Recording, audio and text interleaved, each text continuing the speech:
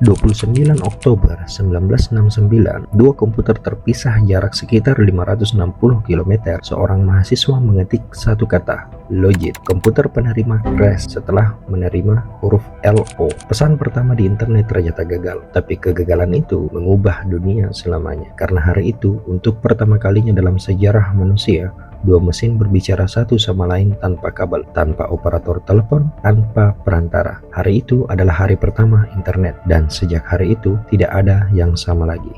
Sekarang mari kita coba bayangkan dunia tanpa internet, bukan cuma tanpa Instagram atau Google, tapi benar-benar tanpa koneksi digital sama sekali. Kalau misalnya kita mau kirim data ke komputer teman, entah lain, kamu harus salin ke disket, kirim ke pakai pos, sampai seminggu. Atau kalau kamu mau cari informasi, kamu harus ke perpustakaan, cari katalog, baca buku satu persatu, butuh berhari-hari buat satu riset. Begitupun kalau komputer kantor rusak, semua backup data ada di lemari arsip. Kalau gedung kebakaran, semuanya hilang. Dan yang paling ngeri, kalau kamu kerja di militer atau riset ilmiah, komputer kamu nggak akan bisa ngobrol sama komputer lain. Setiap lab, setiap kantor, setiap negara bekerja sendirian. Dunia terhubung, tapi sangat lambat dan rapuh. Tapi sebenarnya ada satu masalah yang lebih besar dari semua itu. Masalah yang membuat pemerintah Amerika panik. Tahun 1960-an, dunia sedang perang dingin. Amerika dan Uni Soviet saling ancam dengan senjata nuklir. Pemerintah Amerika Serikat punya satu ketakutan besar. Bagaimana kalau pusat komunikasi militer mereka dibom? Semua informasi rahasia hilang dalam sekejap.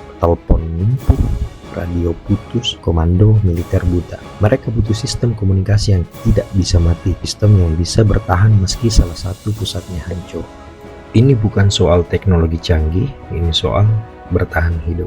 Disinilah muncul seorang bernama Joseph Carl Robert Licklider, atau yang dikenal dengan Lick, psikolog yang bekerja di ARPA, Badan Riset Militer Amerika. Dia bukan seorang jenius komputer, tapi dia punya satu visi yang terdengar gila pada tahun 1962. Bagaimana kalau semua komputer di dunia bisa saling bicara? Dia kemudian menulis memo tentang Galactic Network, jaringan komputer global yang bisa berbagi informasi secara instan.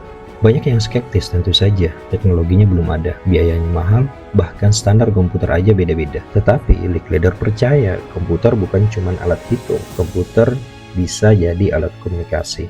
Dia kemudian merekrut tim ilmuwan terbaik, dan mereka mulai bereksperimen yang disebut dengan ARPANET. Jaringannya kecil, hanya 4 universitas, UCLA, Stanford, UC Santa Barbara, dan University of Utah. Tapi ada satu masalah besar yang harus mereka pecahkan. Bagaimana caranya bikin komputer yang berbeda bisa saling mengerti? Dalam perjalanan risetnya, mereka kemudian menemukan teknologi yang disebut packet switching. Kita mungkin yang saat ini tidak merasakan bagaimana pengiriman surat pada zaman dahulu. Tapi mari kita coba membayangkan bagaimana kondisi pada saat itu. Pada zaman itu, ketika ingin mengirim surat, kita harus mengirim surat satu amplop utuh, bawah ke pos, dari pos dibawa ke tujuan. Namun kita coba ingin melihat perspektif pada zaman itu. Bayangkan bahwa ketika mau kirim surat ke teman, bukannya kirim satu amplop utuh, tapi mengirim surat itu jadi puluhan potongan. Setiap potongan punya alamat tujuan. Terus potongan-potongan itu jalan sendiri-sendiri. Ada yang lewat jalur A, ada yang lewat jalur B. Kalau satu jalan macet atau satu jalurnya macet, mereka kemudian mencari jalan lain. Sampai di tujuan, semua potongan disusun ulang secara utuh. Kenapa ini revolusioner? Karena tidak ada satu titik pusat yang bisa dimatikan. Kalau satu server rusak, data tetap jalan lewat server lainnya. Kalau satu negara putus listriknya, internet di negara lain tetap utuh, tetap hidup. Inilah yang membuat internet berbeda dari semua teknologi komunikasi sebelumnya. 29 Oktober 1969 pada malam hari, mahasiswa bernama Charlie Klein duduk di depan komputer di UCLA.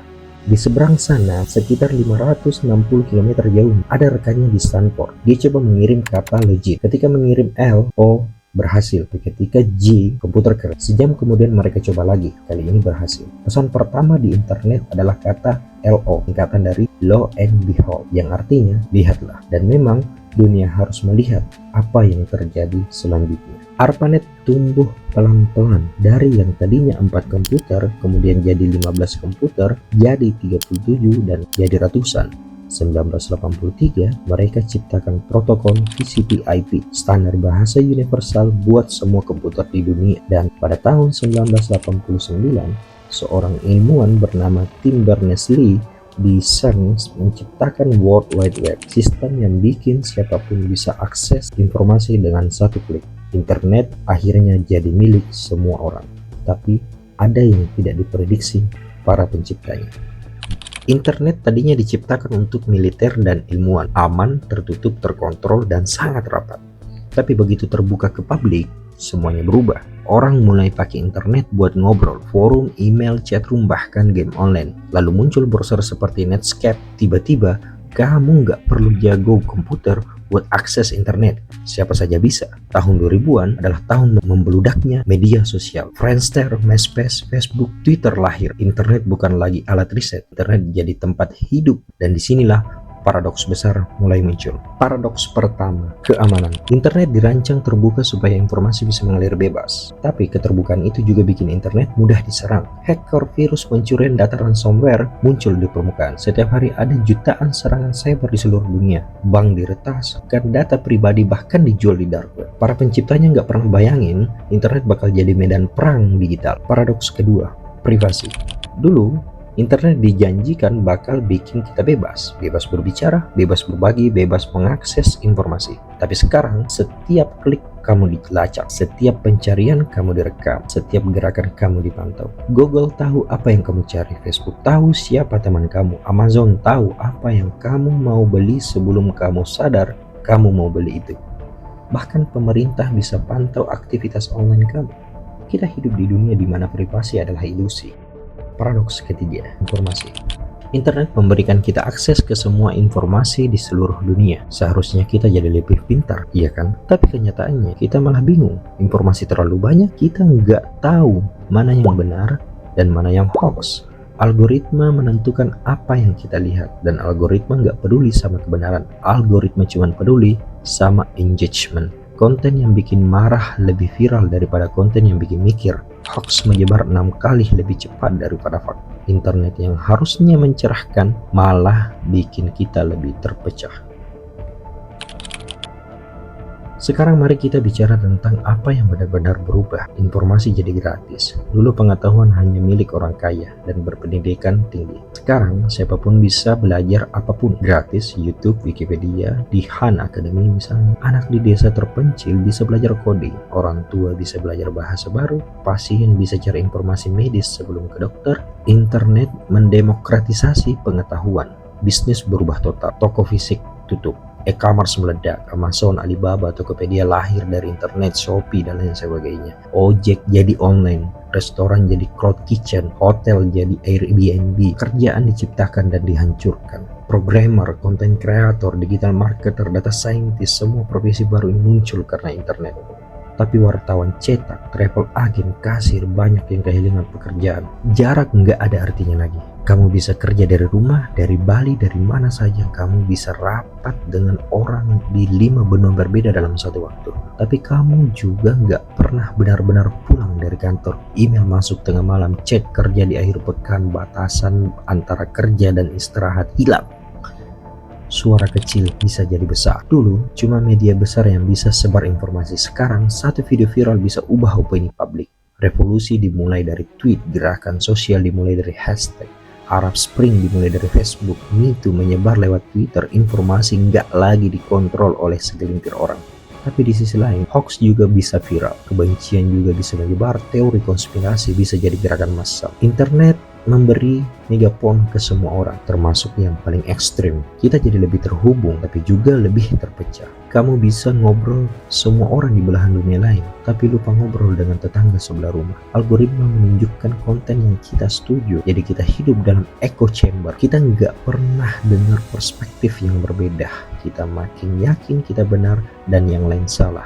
Polarisasi makin parah, masyarakat terpecah, dan internet yang seharusnya menyatukan kita jadi alat perpecahan.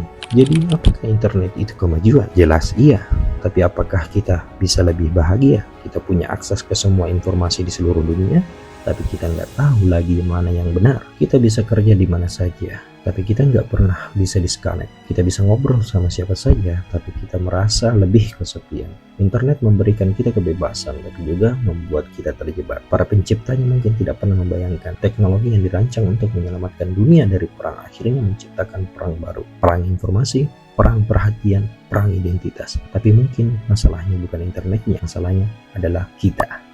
Kita yang memilih scroll daripada tidur, kita yang memilih like daripada ngobrol, kita yang memilih viral daripada benar. Internet cuma alat, dan seperti semua alat, dia bisa dipakai untuk membangun atau menghancurkan. Pertanyaannya bukan lagi apakah kita butuh internet. Pertanyaannya adalah apakah kita bisa mengendalikan internet atau sebaliknya. Internet adalah teknologi paling powerful yang pernah diciptakan manusia. Dia bisa jadi alat pembebasan atau alat penjajahan. Dia bisa bikin kita lebih pintar atau lebih bodoh. Dia bisa menyatukan kita atau memecah belah kita. Tergantung bagaimana kita menggunakannya. 56 tahun sejak pesan pertama yang gagal itu, internet sudah mengubah segalanya. Tapi satu hal yang belum berubah. Kita masih punya pilihan untuk menggunakan internet dengan bijak, jadi budak algoritma, pilihan untuk tetap jadi manusia di dunia digital.